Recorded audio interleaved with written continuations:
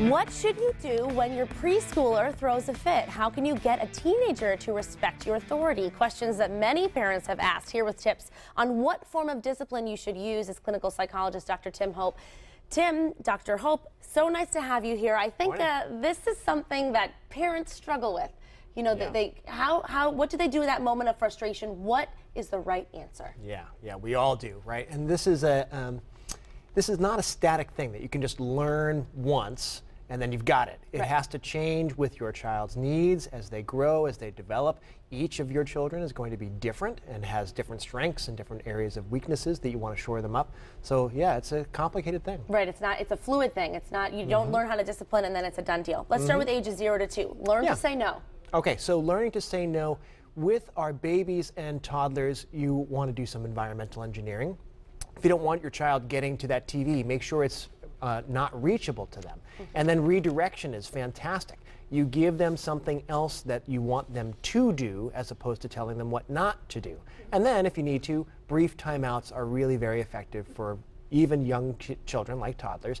Just a brief timeout of, no, I told you not to do that, you did that, just come sit, calm down, give them just a minute, and then, oh, okay, minute's up, let's get back to work and have fun. And then with that age group, in any age group, no matter how old your child is, spanking is a very controversial issue because many years ago it was more acceptable. Now, spanking is not an effective form of discipline. Yeah, it is not. And I understand. I am a father too. I understand frustration. I understand the wish to make change happen immediately. But here's what we've learned about spanking.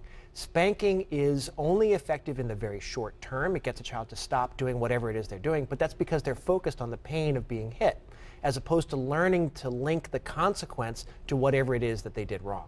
Right. The second thing that's a problem about that is that they learn, well, hitting's okay. You know, I've seen a number of parents talk about, well, hitting is not okay, so I spanked my child for that. It just logically doesn't make sense. It doesn't make sense to us and it doesn't make sense to your child. Right. So we want to be careful to focus on other strategies. Focusing on the positive and building those up are far more effective overall. And being a role model, if you tell your child don't hit and then you hit them, well, that's going against everything you just said, right? That's right. Ages 3 to 5. So now we have to change the way we discipline when they get a little bit older, and you can explain to them what you expect of them before you punish them in a certain way. Preschool age is a marvelous, magical time.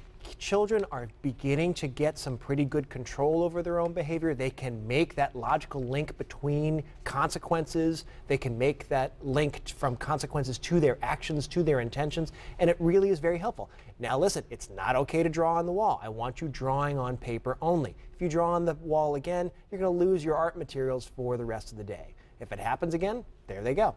So you have to make sure that you stick to the consequence.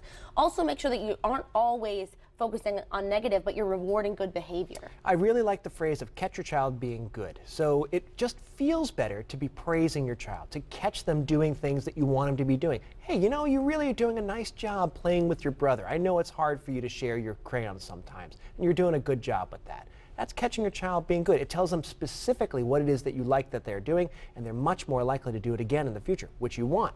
Which will make you a happy parent and you won't be pulling your hair out. You also suggest making a chart with a box for each day of the week. How can this be helpful? So if you're struggling with a particular behavior, I really encourage you to focus on one behavior at a time so you don't get yourself, you know, all discombobulated, and it's easier for your child to focus on one behavior at a time. We really want to work on, say, getting along with your brother. So we're going to track how many times you share with your brother, you cooperate with your brother, and then you can track that in that box. It gives you a concrete reminder for not only for your child, but also for yourself. You can see those hash marks and see, well, what kind of progress are we making? Or where do we have some struggles here? It looks like the evening is a tough time for us, so we really need to do some planning around the evening. It's nice to have that visual reminder for you and your child. That's right. Reminds you, okay, this is what we have to work on, and you can see the progress right in front of you. Let's move on to ages 6 to 8. Getting a little bit older, consistency is very important. Yeah, consistency is key with any of these strategies, but especially for 6 to 8 years old. We have our children now are in elementary school. You can start encouraging them to, again, timeout can be very effective, but also starting to form that link between logical consequences and their behaviors. We're going to do that a lot in teenage years, but you can give them some previews of that earlier on, which is to say, you're focusing on, again, getting along with your siblings. Well, if you want to be successful with your friends, you got to be successful with your brother and your sister too. So you got to practice being good with them. You got to practice doing these good behaviors of sharing, say. Be patient. So, and stick to it. Now, don't make unrealistic threats of punishment. Yes, so 7-year-olds are fantastic for getting under our skin. And they're bickering in the back seat. Let's say that the brother and sister are fighting and arguing, and you say, well, if you don't stop bickering, then I'm going to turn right around and we're done. We're not going to go to the store today. Well, if you mean it, you got to mean it. You got to follow through with that, and that way your children will learn that you mean what you say. But if you don't mean it, don't make an unrealistic threat. If you're not good, we're not taking you to Disney World this year.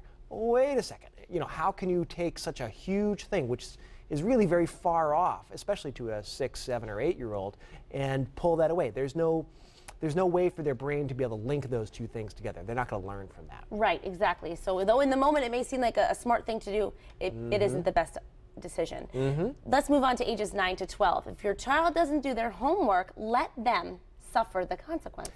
Right, so you've given a reminder to your child. They have, 9, 10, 11-year-olds, they have planners, they know what they're supposed to do, and they've been reminded, okay, well, time's for light out. You're not going to keep your child up. They need their sleep.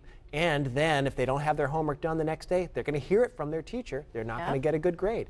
And then they might have to redo that homework the next way. That is a nice, logical consequence to their behaviors, and they begin to learn that. And you also have to let them fail sometimes. You can't always hold their hand through everything as much as we want to as parents. Well, so many of us parents, we don't like to see our kids fail or struggle or make mistakes. We want them to be happy. We want them to be successful. And yet, one of the most rich learning opportunities is when they try something on their own and goof up. Dr. Tim Hope, great advice, good reminders for all of us parents, and I'll have to revisit these when my children get a little bit older. Oh, yeah. Nice to have you here as always, and for these tips and more, visit us online at mymassappeal.com.